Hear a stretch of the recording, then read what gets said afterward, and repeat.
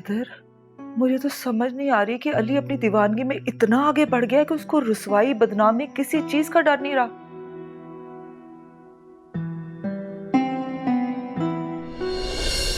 मामा, इरम की तबीयत खराब हो रही है। क्या हुआ?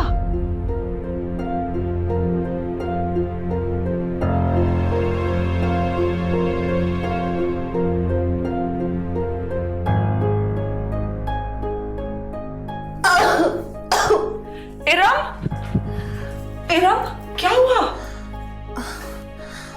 आओ, बैठो। मम्मी कुछ समझ में नहीं आ रहा। भाई जानी क्या हो गया? बैठो बैठो। हाय, ये तो बिल्कुल ठंडी हो रही है। इरम क्या हुआ? क्या महसूस करी हो? मम्मी मम्मी बहुत चक्कर आ रहे हैं, दिल मतला रहा है, उबकाई सी आ रही है, कुछ समझ में नहीं आ रहा। क्या? सुनो,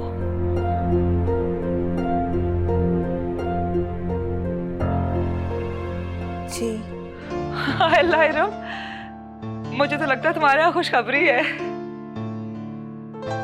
या अल्लाह, तेरा लाख लाख शुक्र है। Alia, oh my god Alia, I am so excited. मुबारक हो Iram, I am so happy for you. तुम देखना, बेशक कल तुम जाके हॉस्पिटल कंफर्म कर लेना, मैं सही कह रही हूँ। मैं अली को बताऊंगी, अली इतना खुश होगा। अब वो अपनी जिंदगी से आरफा नाम के सफे को फाड़ के फेंक देगा। अब तुम्हारे अलावा कोई नहीं होगा उसके लिए। अली, अली, बहुत बड़ी खुशखबरी है, तुम बाप बनने वाले हो। Congratulations भाई, आई am so happy for you. Ali, you're gonna be a dad। मैं तो हाइपर हो रही हूँ एक्साइटमेंट से। अल्लाह ताला ने इतनी बड़ी खुशखबरी दी है। मैं अभी तुम्हारे डैडी को बता के आती हूँ। चलो आलिया। मुबारक हो भाई। तुम्हें भी हो।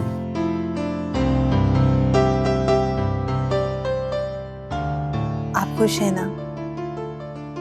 बहुत खुश हूँ।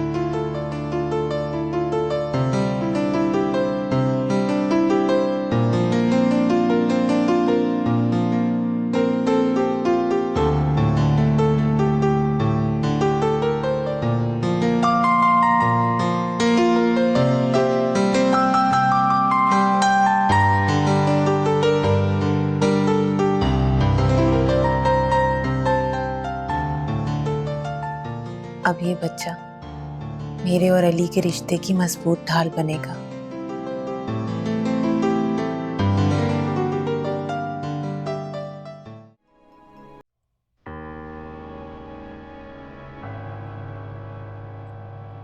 मैं अली को बताऊंगी, अली इतना खुश होगा। अब वो अपनी जिंदगी से आरफा नाम के सफे को फाड़ के फेंक देगा। अब तुम्हारे अलावा कोई नहीं होगा उसके लिए।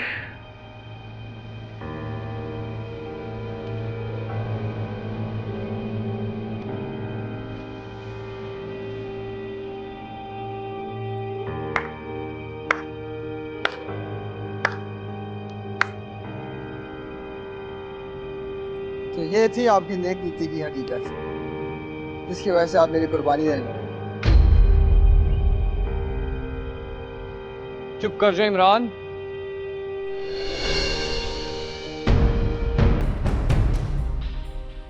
क्यों चुप कर दूं? आरफा को मेरी बीवी बना के आप खुद याशी करना चाहते थे। इमरान, ऐसा कुछ नहीं है जैसा तुम समझ रहे हो। बहुत ही घटिया तरीका अपनाया आपने। तुम खामोश हो जाओ वरना क्या?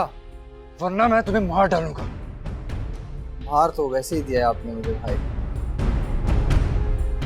मैं जिससे भी आप शादी करूंगा उसको कभी भी आपके सामने नहीं आने दूंगा।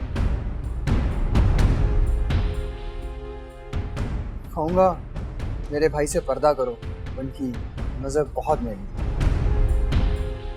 ये तो अपनी मोहब्बत को अपनी भाभी बना के उनके साथ अयाशी करने की आदत है।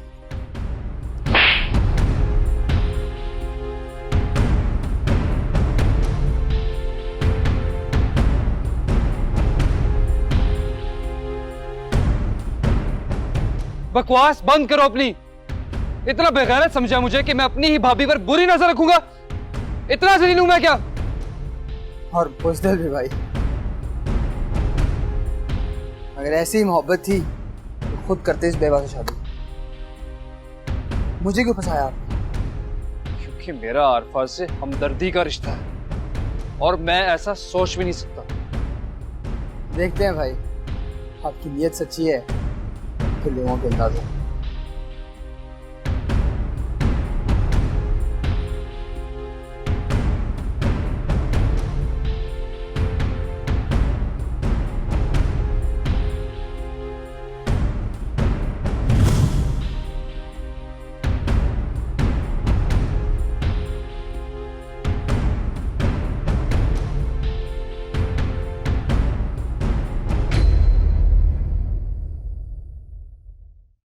अरे इरम की औलाद को मैंने क्या करना है? वो तो पराई होगी। आलियान तो मेरा खून है, मेरे जिगर का टुकड़ा। और ये औरत मुझे कोई कदम उठाने नहीं देती। आपका उठाया हर कदम आपकी बेटी की बर्बादी की तरफ जाता है। आप समझते क्यों नहीं है? तो तुम साफ साफ क्यों नहीं बताती? हम आलियान को भूल जाएं क्या? अब एक पोते के लिए हम अपनी बेटी को बर्बाद तो नहीं कर सकते ना। खाला, खाला आपकी इस मजबूरी का फायदा अली उठाएगा, और देख लेना एक न एक दिन अली आलियान को यतीम खाने में दाखिल करा देगा। अरे उसकी ये मजाल, अभी उसका दादा जिंदा है। मैं उसके खिलाफ रिपोर्ट दर्ज करवाऊंगा, चाहे तुम कुछ भी कहती रहो। अरे पहले अपनी हैसियत तो देख लें। घर में खाने के लाले पड़ने वाले हैं और आप पड़े हुए थाने कचहरियों के चक्कर में। इतनी हैसियत नहीं है हमारी। अभी आपका ये बेटा जिंदा है खाला, इरम की जिंदगी के डर से आप अपना पोता खो देंगी? ऐसे बदकिरदार शख्स से तो बेहतर है कि वो हो ही ना। मैं बता रहा हूं तहरा, बेटी के सुहाग की खातिर मैं अपना पोता कुर्बान नहीं करूंगा। अरे रोज़े क़यामत अपने बेटे को क्या मुंह दिखाऊंगा मैं? और दुनिया वालों को क्या बताएंगे कि बेटी की जिंदगी क्यों बर्बाद हुई? दुनिया जानती है खाला, सारा मोहल्ला सारा इलाका जानता है कि आपकी बहू के ताल्लुकात आपके दामाद से हैं। फिर क्यों दुनिया इरम पर उंगली उठाएगी? मैं खुद को आग लगा लूंगी। अब बुढ़ापे में यही सितम रह गया ना। आग लगा लो, जाओ जाओ आग लगा लो अपने आप को, जाओ। साजिद के बाद अच्छा, एक मिनट, बजाय मसले का हल निकाला जाए आप लोग आपस में ही लड़ना शुरू कर देते हैं। अरे इस औरत का तो दिमाग खराब हो गया। और आप भी सठिया गए हैं। खाला प्लीज प्लीज, खालू ठंडे दिमाग से सोचें, ठंडे दिमाग से कि हमने आगे करना क्या है।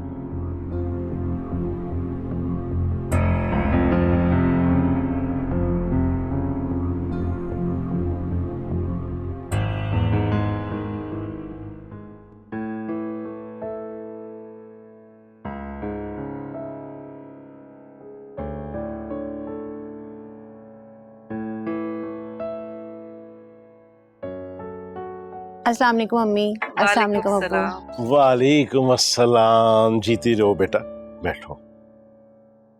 इरम तुम्हें बहुत बहुत मुबारक हो बेटा। शुक्रिया अब्बू। भाई सबसे ज्यादा मुबारकबाद तो आपको हैदर, दादा बनने की। हाँ भाई, दादागिरी का भी अपना ही मजा है। एक्सक्यूज मी, दादीगिरी भी।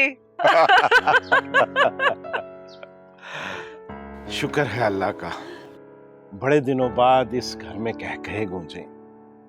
इरम, तुमने अपने अम्मी अब्बू को ये खुशखबरी सुनाई? वो वैसे ही बहुत परेशान है। हाँ भाई, क्यों नहीं। आने दे हॉस्पिटल से इरम को, सबसे पहले उन्हीं को बताऊंगी। देखना ये खुशखबरी सुनते ही उनकी सारी नाराजगी छूमंतर हो जाएगी।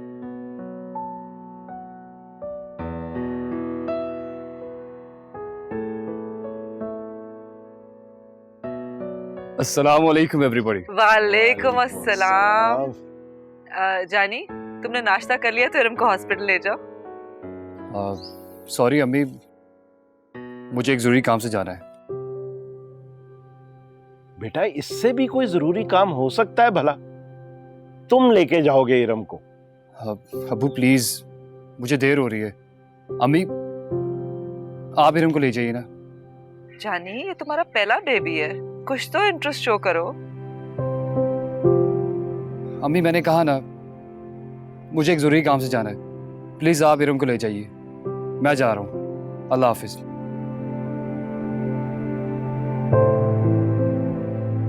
देखा आपने इसे? सब ठीक हो जाएगा, तुम इरम को ले जाना हॉस्पिटल।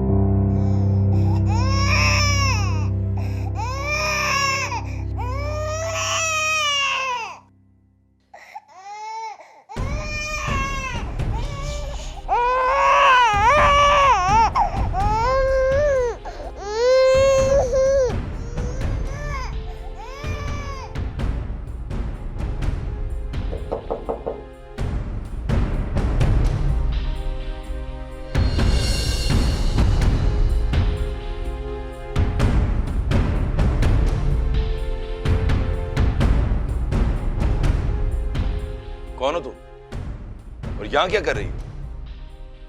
जी मैं पूछ रहा हूं कौन हो तुम, क्या कर रही हो? बोलती क्यों नहीं, गूंगी हो क्या? डैड, डैड मेरी बात सुने, मैं बताता हूं आपको। अच्छा, तो इस सब के पीछे तुम हो? बोलो क्या जवाब है तुम्हारे पास? इतनी तो शर्म की होती, घर में जवान बहन है, गन में हाथ डालना ही था तो इस गन को घर से बाहर रखते, घर में क्यों उठा के लेके आए हो? डैड प्लीज खामोश हो जाएं, आप बिना सोचे समझे ही बोले चले जा रहे हैं। अच्छा, अगर मैं गलत हूं तो फिर सही क्या है? जो आप समझ रहे हैं ऐसा कुछ नहीं है, आरफा अली की बीवी है।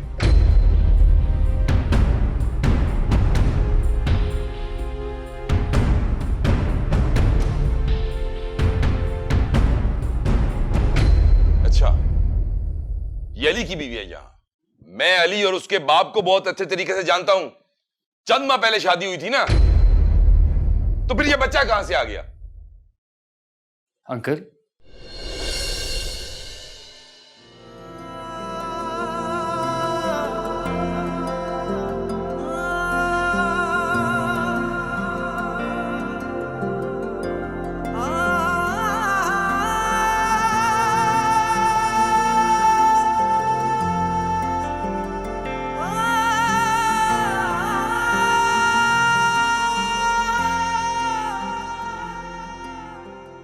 जो भी हालात तूने मुझे बताए हैं, मैं अगर इनका यकीन कर भी लेता हूं बेटा, तो ये बात कतई गैर मुनासिब है।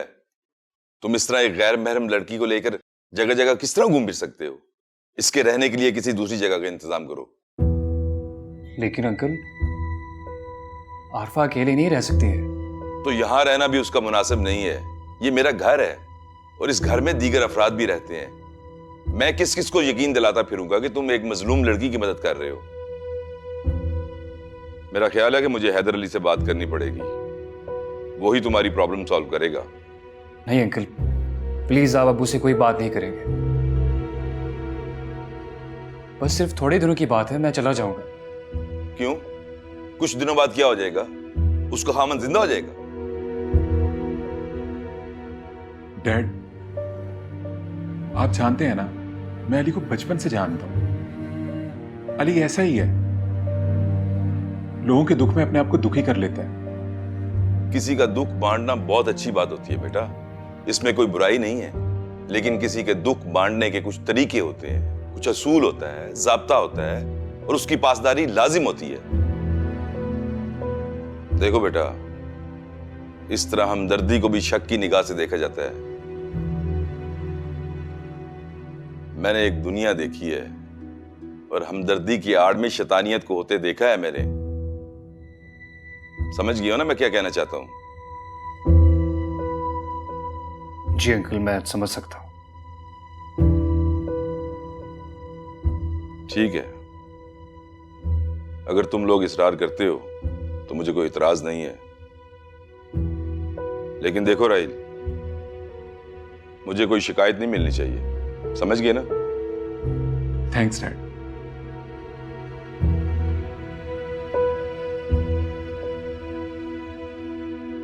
I'm sorry, Ali.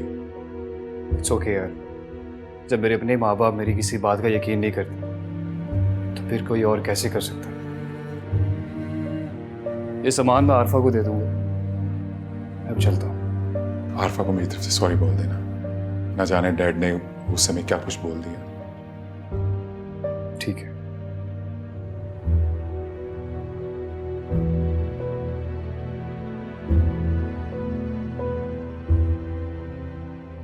मुझे तो लगने लगा है जैसे मेरी पेशानी पे किसी ने लिख दिया हो बदनाम और बदचलन। जो भी मुझ पर पहली नजर डालता है वो मुझे। आरफा प्लीज, सब ठीक हो जाएगा। आपको मुझे राहिल के घर लाने से पहले उसके घर वालों से इजाजत लेनी चाहिए थी। दरअसल रात बहुत ज्यादा हो गई थी और इस रात की अब सहर कभी नहीं होगी।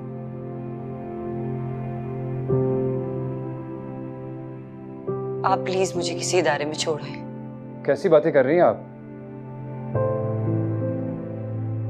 मेरा मकसद सिर्फ आपके लिए रिहाइश का इंतजाम करना नहीं था, बल्कि आलियान को भी एक माहौल देना है। फलाही इदारों में हजारों बच्चों के दरमियान कैसे पढ़ेगा, क्या तरबियत हासिल करेगा ये?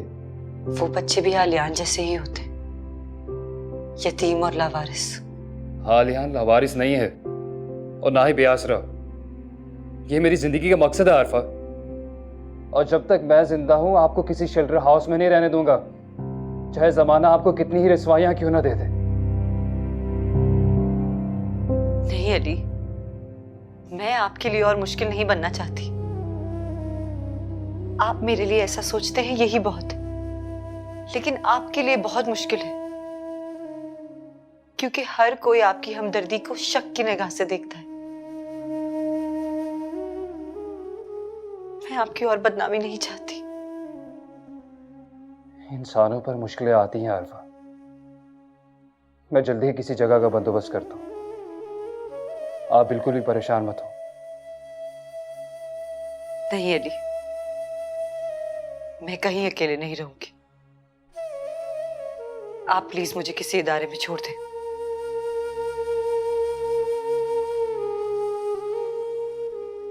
जहां सब मेरे जैसे हो।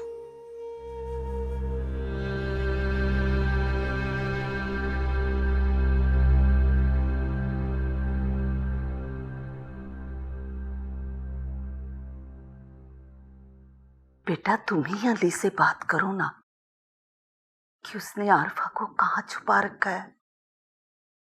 हम तो पूछने तो वो कुछ भी नहीं बताता, तुम्हें वो जरूर बताएगा। कोई फायदा नहीं है अम्मी, और वैसे भी इस मामले में मैं अली से कोई बात नहीं करना चाहती, स्पेशली अपनी प्रेगनेंसी के दौरान। पागल हो गई हो क्या? इतनी देर में कोई नया चांद चढ़ गया तो क्या करूं अम्मी? मैं अली से लड़ूं, झगड़ूं? बीवी हो, इतना तो हक है तुम्हारा। अम्मी मैं इस वक्त अपना कोई भी हक इस्तेमाल नहीं करना चाहती। इस वक्त मुझे मेरे बच्चे से ज्यादा जरूरी कुछ भी नहीं है। अपने बच्चे का कितना ख्याल है, और जो हम अपने पोते के लिए तड़प रहे वो। अम्मी आलियान मुझे भी बहुत प्यारा है, लेकिन मैं इस बारे में नहीं सोचना चाहती। भाभी आलियान की माँ है, उन्हें हमसे ज्यादा आलियान की फिक्र होगी। तायरा आपा, बहुत बहुत मुबारक हो, आप तो अब तो नानी भी बनने वाली हैं। बस दुआ करें अल्लाह ताला सब कुछ खैरियत से कर दे और हमें चांद सा पोता या पोती अता फरमाए और सेहतमंद हो। अल्लाह आपका चमन यूं ही महकाता रहे पोते और पोतियों से। Thank you. लेकिन मेरा घर तो उजड़ गया ना। ये तो है, आरफा तो अपना बेटा भी लेके भाग गई। फातिमा बहन, आप अली से कहिए ना हमें एक बार आलियान से मिलवा दे। हम तो उसको मिलने के लिए तड़पते रहते हैं। कहा था, लेकिन वो नहीं जानता, इसलिए प्लीज अब आप अली को इल्जाम देना छोड़ दें। आपकी बहू तो पता नहीं किसके साथ फरार हो गई है और नाम मेरे बेटे का खराब हो रहा है।